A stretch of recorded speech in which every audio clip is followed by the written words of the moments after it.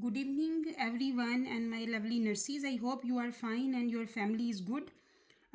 Today, I will be discussing a very important topic in obstetrics, the types of abortions.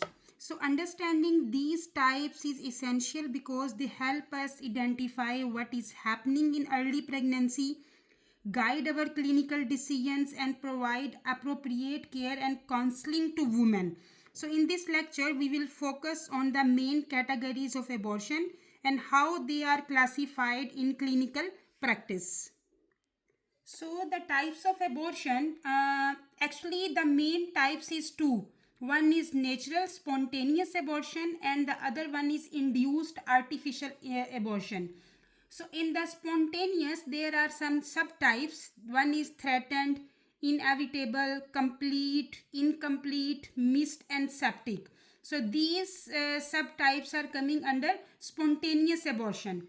Then, in the induced abortion, there are two subtypes. One is legal, that is justifiable, and one is illegal, that is criminal. So today we will discuss about only about threatened abortion. Then the next lectures will come one by one on the other types of abortion. But today our topic is related to threatened abortion. So two subtypes, spontaneous and induced. In the spontaneous, threatened, inevitable, complete, incomplete, missed, and septic. And in the induced, legal and the illegal subtypes are coming. So we will start our topic on threatened abortion.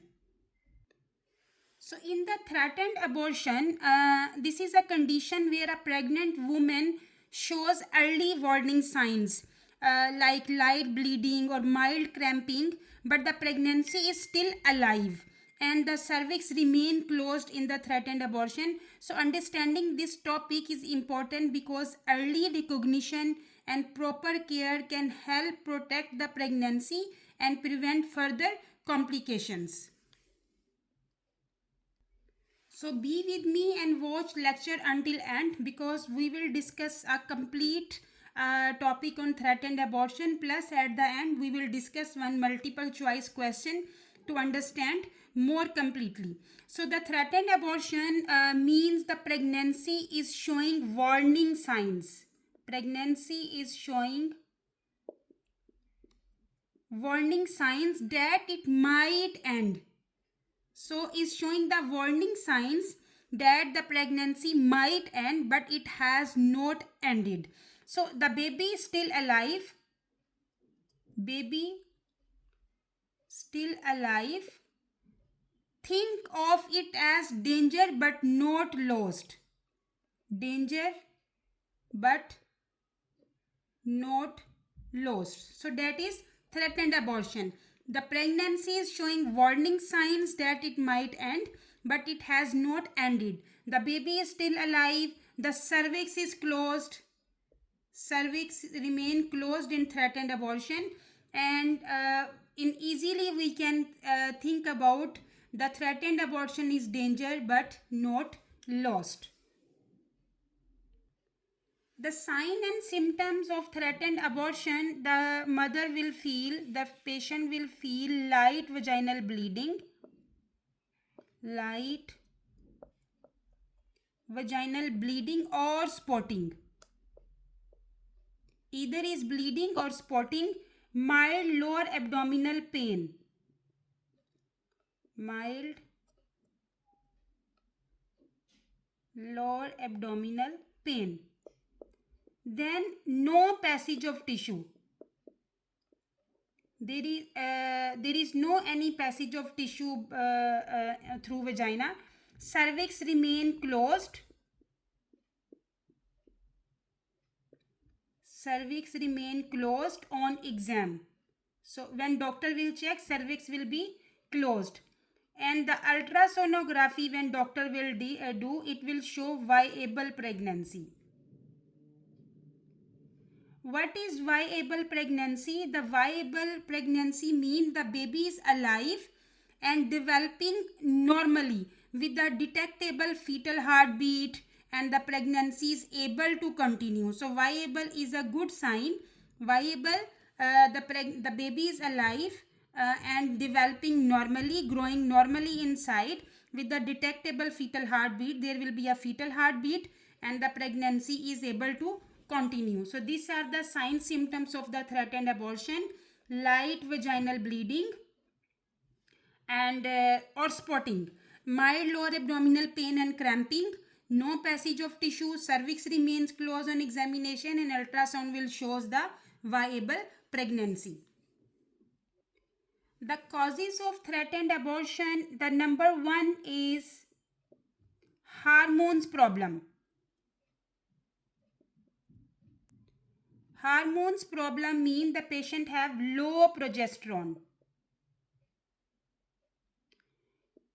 And the second is infection.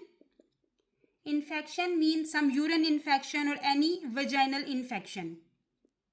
The number three will come heavy physical work. Heavy physical work. In the heavy physical work, for example, lifting heavy things, too much walking or long standing, this all is coming in the heavy physical work. Number four is trauma. Trauma means any fall or any abdominal injury. Stress and exhaustion. Stress and exhaustion, severe emotional or physical stress.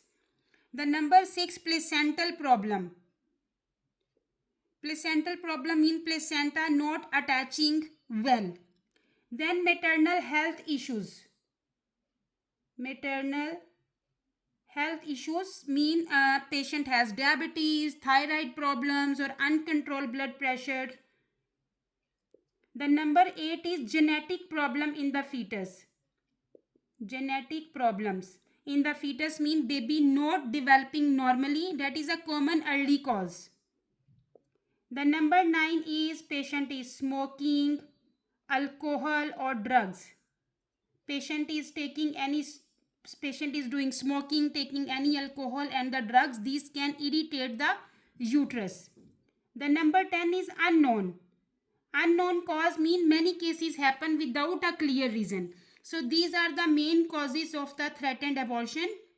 Number one, hormone problems, infection, heavy physical work, trauma, stress and exhaustion, placental problems, maternal health issues, genetic problems in the fetus, smoking, alcohol or any drugs, and the unknown cause that is without a clear reason.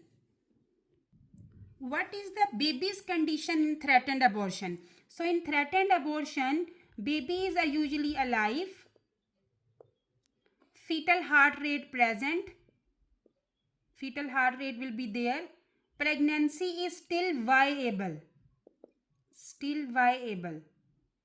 Viable, I told before, is developing normally.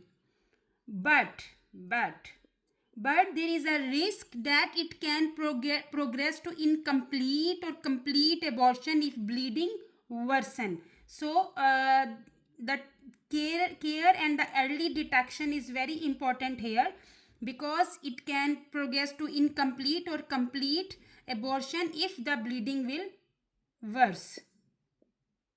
So detection is very important here. What should the mother avoid? So mother, which work the mother should have to avoid? So no heavy lifting, no heavy lifting, no vigorously exercise. The normal exercise mean she can do, but not the forcefully, not heavy exercise. No sexual intercourse. Avoid long travels. Avoid standing for long periods. Standing for long periods. So no heavy lifting, no heavy exercise, no sexual intercourse, avoid long travels and avoid standing for long periods. These all things the mother should have to avoid if she has threatened abortion. What care is needed in the threatened abortion, the rest but not complete bed rest, but not complete bed rest. So mother the should keep rest but not complete bed rest. Hydrate well, hydrate well, avoid stress, monitor bleeding, ultrasound to check fetal heartbeat, and the blood test we have to check the SCG level, beta SCG level. So what care is needed? The rest but not complete bed rest, hydrate well, avoid stress, monitor for bleeding, should have to do ultrasound to check fetal heart rate, and the blood test. So I want to mention there when to return to hospital immediately. In which condition the patient should have to run to the hospital. Tell the mother to return if she has heavy bleeding, if she has bright red bleeding, passing clots or tissue, severe abdominal pain, dizziness or fainting. So in these conditions, the mother should have to return to the hospital immediately. Heavy bleeding, bright red bleeding, passing clots or tissue, severe abdominal pain, dizziness or fainting. These are the very important we have to give education to the patient. What is our nursing care or our nursing responsibilities? We have to assess bleeding, our assessment, assess bleeding amount, color and the clots. This all assessment we have to do. We have to check vital signs, the fetal heart rate. Then we have to provide emotional support. Emotional support is very important. Educate about activity restrictions, mean no heavy lifting, no heavy exercise, hydrate the patient. So we have to give all, we have to educate about activity restrictions and prepare for ultrasonography. Reassure the patient pregnancy may continue normally. So the many women with threatened abortions go on to have a normal healthy pregnancy. So early care and proper rest can help to protect the pregnancy. So in the conclusion of the threatened abortion lecture, a threatened abortion is an early warning signs, not a pregnancy loss. With early assessment, proper rest, patient education and emotional support, many pregnancies continue safely. As nurses, our role is to recognize the symptoms early, provide accurate guidance and support the mother both physically and emotionally. Thank you for listening me. Now we will go to our question. Our question is, a 10-week pregnant client arrives at the emergency department reporting vaginal spotting and mild lower abdominal cramping on assessment. So the mother is 10 weeks pregnant. She arrived at emergency department. What she report? She report vaginal spotting and she also report mild lower abdominal cramping. So if you will listen my complete lecture and you understand, so this is a threatened abortion signs, mean but reporting vaginal spotting and the lower abdominal cramping. So this is threatened abortion. If you know the lecture topic, you can solve the questions very easily. So 10-week pregnant woman came with vaginal spotting and the lower abdominal cramping. Now assessment, the cervical os is close. Excellent, because cervical os close in the threatened abortion. So the fetal heart rate is 170 beats per minute. The fetal heart rate is okay. Ultrasound shows a viable intrauterine pregnancy. So once the doctor did ultrasound, viable intrauterine pregnancy means the baby is growing normally inside. Fetal heart rate is normal. So it's mean the pregnancy is okay.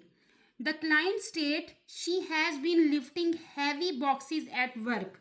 So the client here did heavy lifting that is not good in threatened abortion. Due to this reason, patients start light spotting and the mild abdominal cramping. Which nursing instructions is the priority? Now we know this is all signs, symptoms and the assessment is showing patient has threatened abortion. There is a risk she can might lose the pregnancy. So we have to check which option is correct, which is the best nursing instruction here. So in threatened abortion, the pregnancy might continue, but there is a spotting plus pain, the cervix is closed, the fetus is alive. So this fits the exact definition. So now we will go to the options. Number 1, you should remain on complete bed rest with bathroom privileges only. So complete bed rest is not recommended anymore. As I told you, not complete bed rest. She can she have to do rest but not complete bed rest. So it does not improve outcome and may increase complications, clots. So complete bed rest here is not good. Light activity modification is advised, not strict bed rest. So this option is wrong. Number 2, avoid sexual intercourse until the bleeding completely stops. Yes, as I told in my lecture, the sexual intercourse during threatened abortion is not good because sexual activity can increase uterine contractions and worsen bleeding. So we have to tell the patient avoid sexual intercourse during threatened abortion. Until now, this option is correct. Number C, you may continue normal activities as long as the pain does not increase.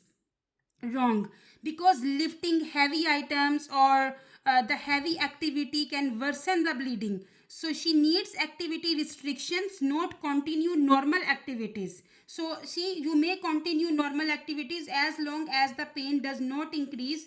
Mean she have to wait the pain will increase, then she will stop the normal activities. No, they in the threatened abortion there will be a restriction, activity restrictions that we have to follow. So C is wrong. Number D, return only if the bleeding becomes bright red or severe. This is incorrect because she needs immediate precautions, not wait until severe bleeding will happen. So threatened abortion requires a close monitoring, not delayed reporting. So return only if the bleeding becomes bright red and severe. This is wrong because she should need immediate precautions. We will never tell to the patient this statement. So I hope you like the lecture. If you like, please share and subscribe my YouTube and TikTok account. And don't forget to push the icon bell button so you can receive my coming videos notification. Thank you very much. Take care of yourself and your family. Allah Hafiz.